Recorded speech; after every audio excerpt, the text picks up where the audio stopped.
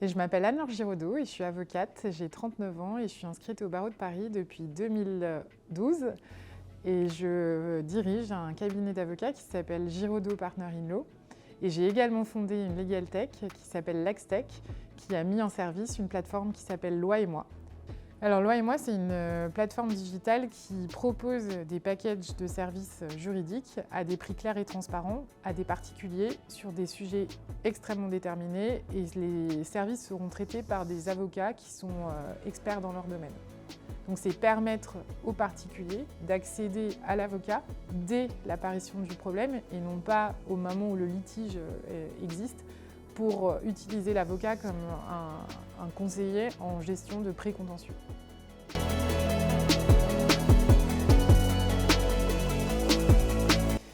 Alors j'ai étudié à l'Université de Lorraine jusqu'en Master 2. J'ai fait un Master 2 droit privé général et j'ai fait un Master 2 droit privé international. Et ensuite, j'ai passé l'examen du concours d'entrée à l'école des avocats du Grand Est, à l'ERAJ. Et j'ai fait une année de césure avant d'intégrer l'ERAJ. Je suis partie 1 an en Australie pour apprendre l'anglais. Et au retour d'Australie, j'ai intégré l'ERAJ, j'ai fait les 2 ans d'école. Et j'ai trouvé mon stage final, parce que chez les avocats, on a un stage dans le cadre de l'école de 6 mois en cabinet d'avocat pour être sûr qu'on veut bien être avocat. Et ensuite, un stage de 6 mois dans un autre domaine que les cabinets d'avocats pour être sûr qu'on ne s'est pas trompé. Et du coup, j'ai fait mon stage final d'avocat dans un cabinet luxembourgeois qui m'a proposé un CDI à la fin de mon stage final. Donc j'ai commencé ma première partie de carrière à Luxembourg pendant 10 ans.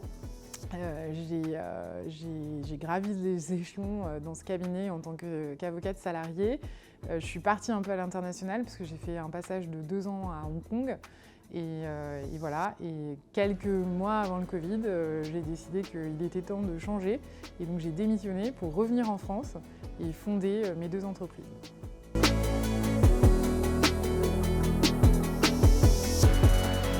La mission du cabinet GPL, c'est vraiment de favoriser l'accès à l'avocat pour les entrepreneurs et les aider à structurer leur activité pour éviter qu'ils angoissent dans le cadre de leur développement de boîte.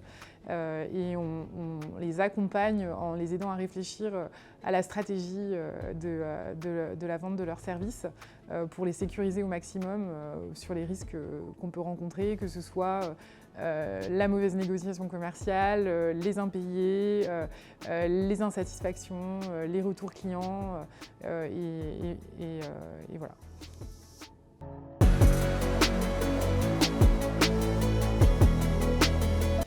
Alors ma journée type, j'en ai pas vraiment, et je crois que c'est ce qui me plaît beaucoup, c'est que en fait c'est très varié. Alors j'ai un agenda assez organisé.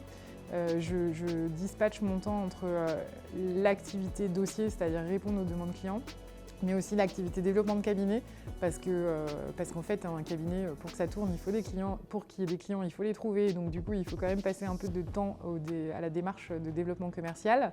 J'ai aussi une partie de mon temps qui est dédiée à la gestion du cabinet, parce qu'il y a toute la partie facture, RH, gestion de comptabilité. Donc ça, c'est un peu les 3 axes qui vont dicter l'organisation d'une semaine. On fixe un peu les rendez-vous en fonction des disponibilités des clients.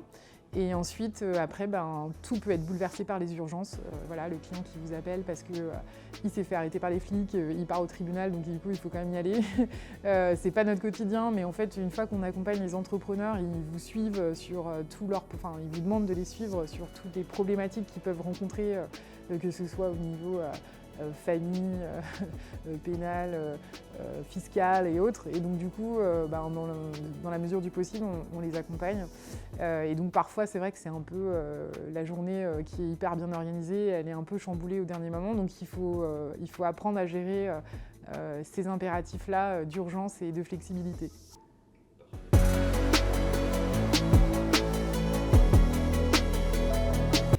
Et je dirais que les compétences indispensables pour gérer une entreprise, c'est l'organisation. Vraiment, l'organisation et le rangement, c'est la base je pense, d'une boîte qui fonctionne, parce que vous ne perdez pas de temps à chercher les choses, vous pouvez être extrêmement réactif, et ça, les clients ont besoin de réactivité, surtout dans la société dans laquelle on est, où tout est instantané. Et ça, c'est vraiment la base.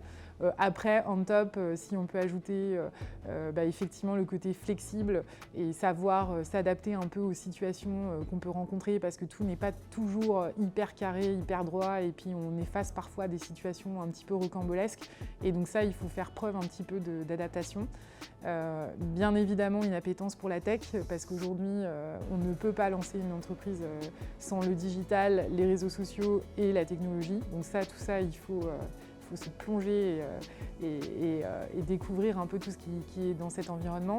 Le marketing aussi, parce que forcément, qui dit boîte dit chiffre d'affaires, dit client. Donc il faut aller trouver les clients, les convaincre de venir travailler avec vous, leur montrer comment est-ce que vous êtes expert dans votre domaine.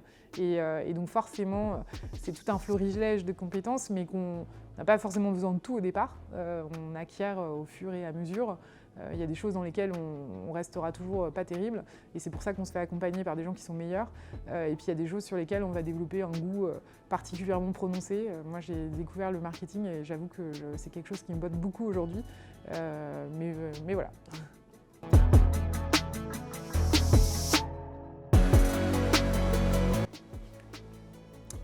Le conseil que je donne souvent, c'est de ne pas trop réfléchir parce que je pense que parfois on ne mesure pas l'étendue des problèmes qu'on va rencontrer sur son chemin d'entrepreneur.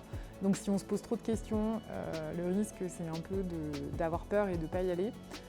Après, je nuance, il faut quand même être un tout petit peu organisé, ou en tout cas savoir un peu où on va, parce que si on n'a pas un petit plan d'action, la route est longue et solitaire et parfois sinueuse, et donc du coup il faut arriver à avoir son fil de conduite qui déroule, donc ça c'est important. Bien évidemment, je pense, et c'est parfois négligé par les entrepreneurs, ne pas hésiter à investir dans le juridique.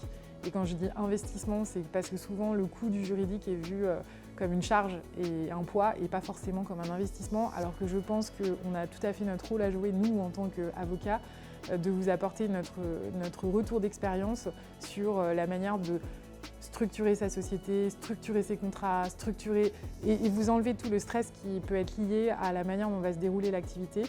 Et donc forcément, je prêche un peu pour ma paroisse, je pense que se faire accompagner par un avocat sur le juridique, c'est quand même très important pour le lancement d'une boîte.